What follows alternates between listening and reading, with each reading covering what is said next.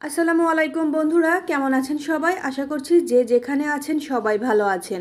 আলহামদুলিল্লাহ, আমিও আল্লাহ তাআলার রহমতে খুবই ভালো আছি। তো চলে আসলাম ছোট্ট আর একটি ভিডিও নিয়ে। আমার এই ভিডিওটি যদি ভালো লেগে থাকে অবশ্যই লাইক কমেন্ট শেয়ার করে পাশে থাকবেন। আর যদি একটু বেশি ভালো লেগে থাকে তাহলে চ্যানেলটিকে সাবস্ক্রাইব করতে ভুলবেন না। তো বন্ধুরা, আজকে আমি রান্না করব ঢেঁড়স ভাজি। এই ঢেঁড়স ভাজিটা রান্নাটা কিন্তু সবাই জানে, তবে অনেকে জানে না যে কিভাবে রং সবুজ রেখে ঢেঁড়স ভাজিটা করতে হয়। তো আমি সেই পদ্ধতিটাই আজকে আপনাদের সঙ্গে শেয়ার করব।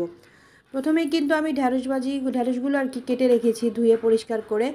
তো তারপরে আমি এর ভিতরে একটা ফ্রাই প্যানের ভিতরে পর্যাপ্ত পরিমাণে তেল আর বেশ কিছুটা পেঁয়াজ কুচি দিয়ে দিয়েছি।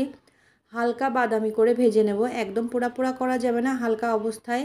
এর ভিতরে কয়েকটা কাঁচামরিচ দিয়ে দিয়েছি, আমি বেশ কয়েকটা কাঁচামরিচ দিয়েছি কারণ আমার একটু ঝাল খেতে বেশি ভালো লাগে। তো যাই হোক, এখন এর ভেতরে আমি একটু লবণ আর হলুদের গুঁড়া দিয়ে আবার একটু নাড়াচাড়া করব। তো এখন আমি একটু হলুদ আর লবণ দিয়ে দিয়েছি, ভালোভাবে নাড়াচাড়া করে এর ভেতরে আগে থেকে কেটে ধুয়ে পরিষ্কার করে রাখা ঢ্যাঁড়সগুলো দিয়ে দিব।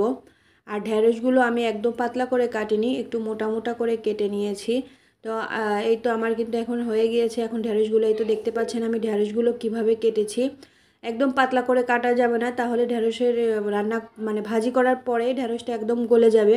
তো আমি যেভাবে কেটেছি আপনারাও চেষ্টা করবেন এইভাবে কাটার জন্য। তো এখন ঢ্যাঁড়সের ভিতরে দিয়ে দিয়েছি, আমি ভালো করে নাড়াচাড়া করে নেব। আর ঢ্যাঁড়স ভাজিটা কিন্তু আসলে একদম ইজি এবং সিম্পল, তবে সবুজ রং রেখে কিভাবে ঢ্যাঁড়স ভাজিটা করতে হয় আমি সেই প্রসেসটাই আপনাদের সঙ্গে শেয়ার করছি। তো এখন আমি ঢাকনা দিয়ে দেব। ঢাকনা দিয়ে প্রায় 5 থেকে 7 মিনিটের জন্য ঢেকে রাখবো। তো এখন আমি 7 মিনিট পরে ঢাকনাটা উঠিয়ে হালকা করে নাড়াচাড়া করে দেব। আর এই পর্যায়ে আমার চুলার হিটটা মিডিয়াম আছে। তো মিডিয়াম হিটেই কিন্তু রান্নাটা করতে হবে। একদম জোরে দিলে পরে ঢেঁড়সটা পুড়ে যাবে, সেদ্ধ হবে না, খেতেও ভালো লাগবে না। তো আমি একটু নাড়াচাড়া করে দিয়েছি, এখন আর ঢাকনা দিব না। এখন এভাবে আমি বেশ কিছুক্ষণ নাড়াচাড়া করব কিছু সময় পর পর।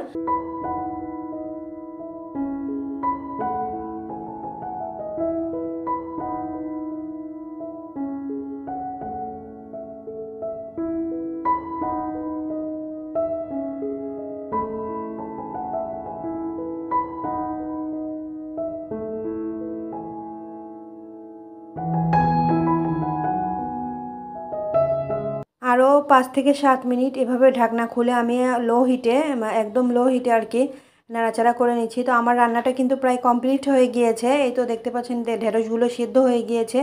তো এখন আমি আরও কিছুক্ষণ হালকা হাতে নাড়াচাড়া করে নামিয়ে ফেলবো। একদমই ইজি কিন্তু রান্নাটা।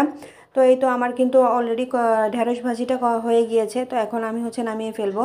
তো বন্ধুরা, আমার এই ভিডিওটা কেমন লেগেছে অবশ্যই কমেন্ট করে জানাবেন। আর ঢ্যাঁড়স ভাজি কিন্তু সবাই করতে জানে, তো শুধু রঙটা সবুজ রেখে কিভাবে ঢ্যাঁড়স ভাজি করতে হয় সেই পদ্ধতিটাই আপনাদের সঙ্গে শেয়ার করলাম। তো বন্ধুরা, ভিডিওটা কেমন হয়েছে অবশ্যই কমেন্ট করে জানাবেন। আজকে এ পর্যন্তই, আল্লাহ হাফেজ।